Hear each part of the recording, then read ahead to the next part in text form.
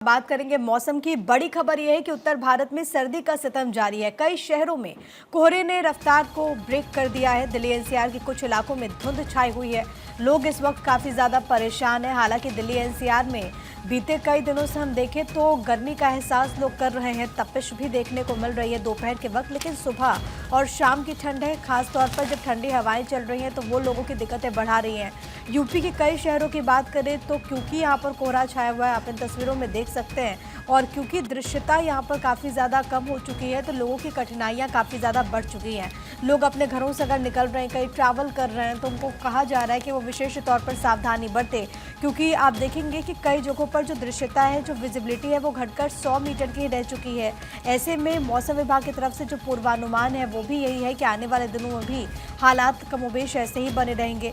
पहाड़ों पर अगर हम बात करें तो लगातार तापमान में गिरावट देखने को मिल रही है, जिसका जो असर है वो मैदानी इलाकों में देखने को मिल रहा है। हालांकि कई हिस्से ऐसे हैं जहां पर अभी जो टेम्परेचर है उसमें बढ़त देखने को मिल रही है, लेकिन कुछ इलाके ऐसे हैं जहां पर इस वक्त धुंध है, जिससे लोगों की दिक्कतें काफ़ी ज़्यादा बढ़ चुकी है। खासतौर पर वो लोग जो कि इस वक्त रैन बसेरों में रह रहे हैं, वो लोग जो कि कहीं पर ट्रैवल कर रहे हैं, उनको काफ़ी ज़्यादा दिक्कतें हो रही हैं। तो ये बड़ी खबर आपकी टीवी स्क्रीन पर है। पश्चिमी विक्षोभ भी सक्रिय है कई जगहों पर। मौसम विभाग की तरफ से बारिश को लेकर के भी पूर्वानुमान जाहिर किया गया था, यानी कि कई हिस्सों में बारिश को लेकर के भी संभावनाएं मौसम विभाग ने व्यक्त की थी। लेकिन फिलहाल आपको ये बताते चले कि कई जगहों पर इस वक्त धुंध छाई हुई है। सर्दी का सितम इस वक्त उत्तर भारत में देखने को मिल रहा है। अलग अलग जगहों से हमारे साथ हमारे सहयोगी इस वक्त कनेक्टेड हैं। चंडीगढ़ से डॉक्टर थानेश्वर शर्मा, इसके अलावा हमारे साथ रांची से धनंजय मंडल हमारे सहयोगी मौजूद हैं। शिमला से रॉबिन भी आपको स्क्रीन पर नजर आ रहा है। डॉक्टर थानेश्वर, सबसे पहले आपके पास आते हुए सिटी ब्यूटीफुल का क्या है हाल और क्या ठंड से थोड़ी राहत मिली?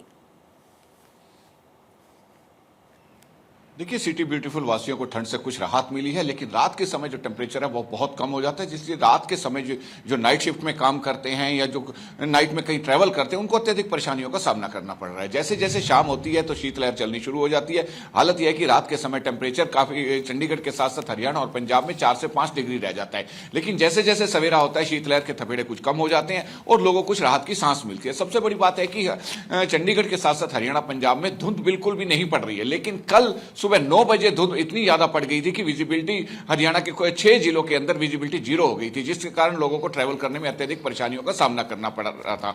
अब सबसे बड़ी बात है कि जिस तरीके दिन का टेम्परेचर बहुत हाई होता है, 23 से 24 डिग्री तक पहुंच जाता है, रात का टेम्परेचर 4 से 5 डिग्री पहुंच जाता है।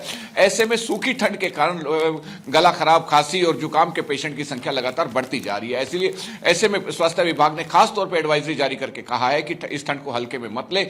सुबह शाम की जो ठंड है, जिस तरीके रात को ठंड पड़ जाती है, उससे अत्यधिक परेशानियों का सामना करना पड़ सकता है। साथ ही साथ जो रैन बसेरों में रह रहे हैं उनके लिए, चूंकि रात में टेम्परेचर 4 से 5 डिग्री रह जाता है, उनके लिए एक्स्ट्रा हीटर्स और गद्दे और कंबल का अरेंजमेंट किया गया ताकि उनको किसी तरह की परेशानी ना हो। साथ ही पुलिस डिपार्टमेंट को सख्त निर्देश दिए गए हैं कि यदि डायल 112 पर रात के समय कोई कॉल आती है और वो व्यक्ति कहता है कि मैं ठंड से परेशान हूं, तो उसे रैन बसेरे में पहुंचाया जाए, या यदि उसे स्वास्थ्य सेवाओं की जरूरत है तो उसे हॉस्पिटल पहुंचाया जाए। हॉस्पिटल में खास तरह के अरेंजमेंट किए गए कि यदि सर्दी लगने से कोई पेशेंट आता है तो उसे तुरंत राहत दी जाए। इसके साथ साथ अगर मैं किसानों की बात करूं तो किसानों के चेहरे खिले हुए हैं, क्योंकि जिस तरीके से कल जैसे 9 बजे से धुंध पड़नी शुरू हो गई थी, सुबह 9 बजे अचानक धुंध पड़ी जो 12 बजे तक चलती रही, और रात के समय जो टेम्परेचर 4 से 5 डिग्री हो जाता है। ऐसे में किसानों का कहना है कि जो गेहूं और सरसों की फसल है उसमें जो झाड़ है, जिसे कहते हैं कि दाने की जो मोटाई है, वो काफी बढ़ जाएगी और उन्हें अच्छा पैदा होने की संभावना है। इसके साथ साथ जो फल उत्पादक है या सब्जी उत्पादक है, उन्हें अत्यधिक परेशानियों का सामना करना पड़ रहा है, क्योंकि रात के समय जिस तरीके से ठंड बढ़ रही है और पाला पड़ रहा है, पाला पड़ने से जो फूल होते हैं सब्जी के,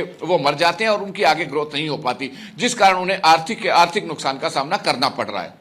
जी बिल्कुल, यानी कि मुश्किलें भी कहीं पर बढ़ रही हैं तो कहीं पर चेहरे भी खिल रहे हैं। शिमला का भी रुख कर लेते हैं। रॉबिन शर्मा हमारे सहयोगी वहां से हमारे साथ जुड़े हुए हैं। रॉबिन, अगर पूरे हिमाचल की बात करें तो सर्दी का क्या हाल है? धूप खिली हुई है और कमोबेश यही स्थिति पूरे प्रदेश की है, लेकिन हल्के हल्के बादल भी आसमान में नजर आ रहे हैं।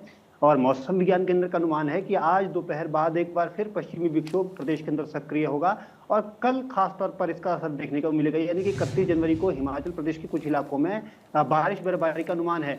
और अभी तक अगर पूरे जनवरी की बात की जाए तो करीब सामान्य से 80% कम बारिश जनवरी महीने में हिमाचल प्रदेश में हुई है, जिसका सीधा सीधा जो असर है वो यहाँ के पर्यटन कारोबार पर पड़ा है और साथ ही साथ यहाँ के जो किसान बागवान हैं उनके लिए मुश्किलें बढ़ती हुई नजर आ रही है, क्योंकि जो नमी की कमी है वो जमीन में लगातार बढ़ती जा रही है। बर्फ की दरकार थी, लेकिन अभी तक वो बर्फबारी प्रदेश के अंदर नहीं देखने को मिली है, जिसकी उम्मीद पर यहाँ का किसान बागवान खासतौर पर सेब बागवान लगा रहा था। शिमला, मंडी, इसके अलावा कुल्लू, किन्नौर, ये तमाम वो इलाके हैं, वो जिले हैं जहां पर सेब बागवानी बहुत आयात में होती है। इसके अलावा कुछ स्टोन फ्रूट भी यहाँ पर लगाया जाता है। लेकिन जिस तरह से पिछले जनवरी महीने में बर्फबारी ना के बराबर हुई है, उसने यहाँ के जो बागवान है, किसान हैं, उनकी चिंता बढ़ा दी है।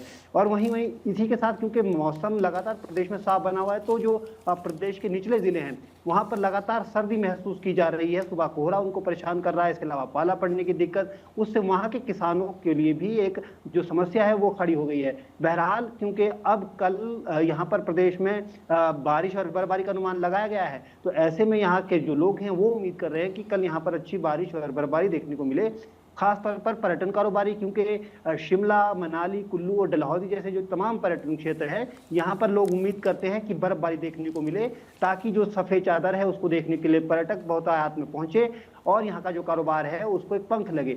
लेकिन अभी तक उसकी स्थिति भी साफ नहीं हो पाई है। तो ऐसे में लोग उम्मीद जरूर कर रहे हैं कि यहाँ पर बर्फबारी देखने को मिले और जो यहाँ का पर्यटन कारोबार है, यहाँ का जो किसान है, उसको एक बूस्ट मिले, उसको भी एक राहत मिले, और इसी की उम्मीद यहाँ पे लगाए हुए हैं। अब देखना होगा कि कल ये जो पश्चिमी विक्षोभ है ये कितना असरदार रहता है। जी बिल्कुल रॉबिन, ये तो देखना होगा। आप बताइएगा धनंजय, क्या कुछ स्थिति है रांची की, क्या वहां पर भी पश्चिमी विक्षोभ का असर नजर आ रहा है? देखिए, एक सर्कुलेशन साइक्लोन अफगानिस्तान में बन रहा है, उसका उत्तर भारत में खासा असर देखने को मिलेगा। पहाड़ी इलाकों में बर्फबारी की जो चेतावनी मौसम विभाग ने दी, उसका असर झारखंड में भी देखने को मिल सकता है। हालांकि 2 दिन तक अभी सुबह शाम का मौसम में थोड़ा ठंडा रहेगी, लेकिन दोपहर यानी 10 बजे से लेकर शाम 4 बजे तक गर्माहट का महसूस करेगा रांची वासी और झारखंड वासी। उसके बाद 1 जनवरी से लोगों जो मौसम विभाग ने अनुमान लगाया कि रात का भी तापमान में बढ़ोतरी और गर्माहट महसूस शुरू हो जाएगी। लेकिन कल की अगर बात की जाए तो गुमला का जो तापमान रहा था 4.5 डिग्री के आसपास न्यूनतम तापमान रहा था, और मैक्सिमम तापमान जो सबसे ज़्यादा तापमान सरायकेला इलाका था 31 डिग्री का तापमान चला गया था। तो समझ सकते हैं कुछ इलाके जो है बहुत गर्म के चपेट में अभी आ गए हैं झारखंड का। कुछ इलाके जहाँ पे काफ़ी कड़ाके की ठंड अभी भी पड़ रही है। सुबह और शाम का जो वक्त होता है काफ़ी ठंड का एहसास दिलाता है 10 बजे तक। 10 बजे के बाद फिर लोग टी शर्ट में भी देखने को मिल रहे हैं। तो रांची में मिला जुला असर दिख रहा है। मौसम का जो उतार चढ़ाव लगातार जारी है। मौसम विभाग ने बताया कि कल तक इस तरह से सुबह और शाम को ठंड में आपको एहसास होंगे और दिन में कोहरा, शाम को कोहरा आपको नजर आएंगे।